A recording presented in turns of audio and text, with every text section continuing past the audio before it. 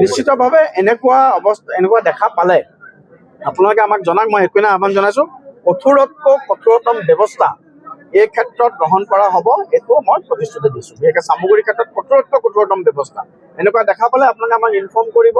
যোন জড়িত আছে তাত, কোনোবা চৰকাৰী বিষয়ৰ পৰা আৰম্ভ কৰি এই ক্ষেত্ৰত কোনোবা পঞ্চায়ত প্ৰতিনিধি যদি জড়িত আছে, কঠোৰৰ পৰা কঠোৰতম ব্যৱস্থা আমি গ্ৰহণ কৰিম। এইটো আমাৰ একদম স্পষ্ট নীতি।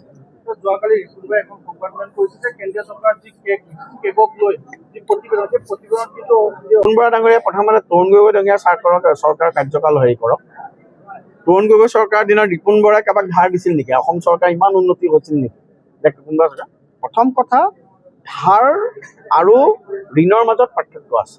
আপোনালোকে যদি চাই যে আজি চৰকাৰে যিমানখিনি আন্তঃগাঁথনি কাম কৰিছে, যিমানখিনি ইনফ্ৰাষ্ট্ৰাকচাৰ ডেভেলপমেণ্টৰ কাম কৰিছে, পুঁজিখিনি ক'ৰ পৰা লৈছে? আৰু ইট ইজ এ ট্ৰেডিশ্যনেল নিয়ম। আজি কোনোবা যদি আমাক আন্তঃৰাষ্ট্ৰীয় সংগঠনে কোনোবাই যদি আমাক লোন দিছে, কিহৰ কাৰণে লোন দিব?